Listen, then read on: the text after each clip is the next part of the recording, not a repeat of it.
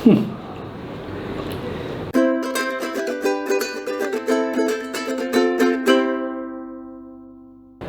adlaw mga kahigalaan, ako si Chakoy and welcome to Wondering Kusina.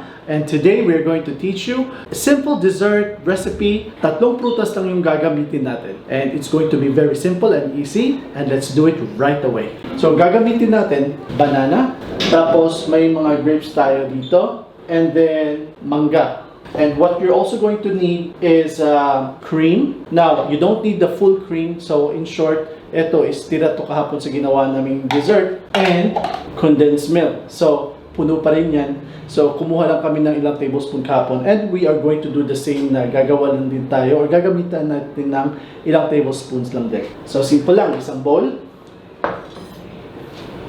Hatiin na natin. Hugasan muna natin to. Yung grapes, hatiin nyo lang. Yan. Mangilan-ngilan lang. And if you want more, you can always add more. There you go. And you can actually make it smaller. Now, unahin natin tong mangga natin. Now, FYI guys, this is a Pakistani mango. Dito sa UAE, isa sa pinakamatamis sa mango at saka isa sa mga favorite namin is Pakistani mango. There's no specific brand kasi minsan kasi may mga brands na yan. Usually they call it Alfonso. This one, we got it from the store closer to us. And it's a season of mangoes this time dito sa UAE and I believe also sa Philippines.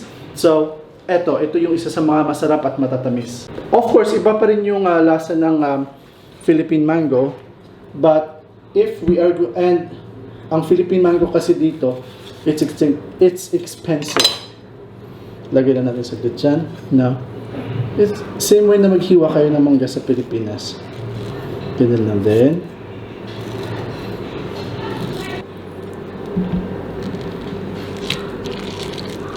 Yan. Now, this serving is going to be good for 2 to 3 persons. Kung marami naman kayo, pwede yung damihan din. And usually kasi, if kung gagawa ng dessert, ng fruit dessert, tawag kasi natin sa atin dito sa Pilipinas is salad na. Gusto ko lang itong pasimplehin. This is among my favorite recipes sa dessert. Kasi easy to make. Yan, see? Ang daming laman, di ba? There you go. Yan. Yan na yung mangga natin. Now, yung saging naman natin.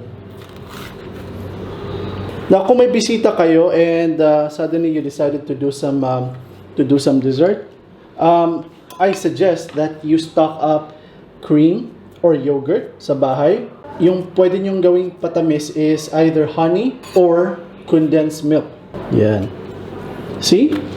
Ganyan lang. And then, haluin natin ng konti. Gusto ko lang makita na nag-mix na siya mismo. Alright.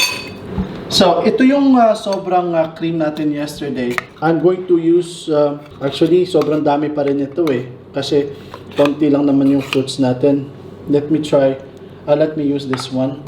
Now, you can use any kind of cream, but please remember the cream ngayon, may mga flavors na. Ito is banana flavor. May original flavor na talaga walang flavor lang na medyo konting tamis lang. And then may honey flavor. I think I've seen somewhere na may strawberry flavor. In this kind of recipe na fruits lang gagamitin, I suggest that you use yung original, yung walang flavor. But this one, I only have this kasi inubusan ni Chef Mark yung original.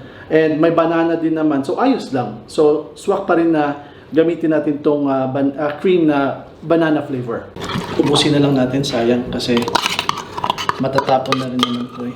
Kung hindi natin ubusin. Okay. So now, lalagay ko siya ng 2 tablespoon ng condensed milk. Actually, okay na siguro ng 1. Sige, 1.5 na lang. Yan. Nagagamit ako ng spatula kasi pag ginamit ko itong kutsara sa paghalo, baka madurog ko yung mga prutas. Mix lang natin.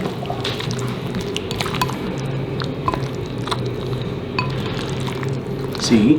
Minsan kasi ang gusto ko yung fruit salad ko may raisins eh. Pero ito, as I told you, simplihan na natin. 3 fruits dessert. Okay? So guys, tingnan nyo yan. Oh.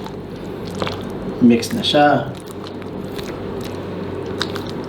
Actually, nasobrahan lang talaga sa cream. Pero, you know what I mean. Dahil nga paubos na yung cream, inubos ko na lang. So, candid na lang yan.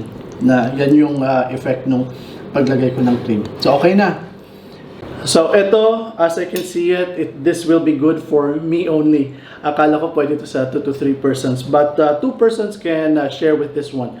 So, this is a very simple 3-fruit dessert na ginawa ko for you. So, if you have someone at home o na bumisita sa'yo, you can always make this. And kids will love this definitely. Kasi yung saging at saka mangga, especially yung mangga in season ngayon, do it.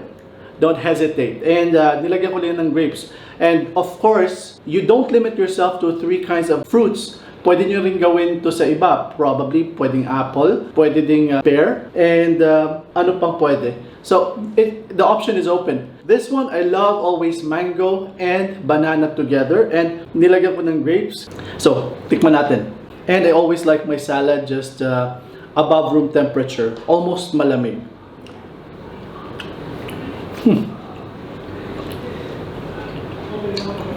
This never fails me.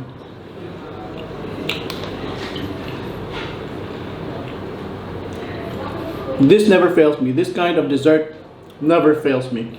And guys, I know that some of us love cheese. You can also you can always put cheese. But as I mentioned, this is a 3-fruit dessert, which Wondery Kusina by yours truly with Chef Mark is making this for you.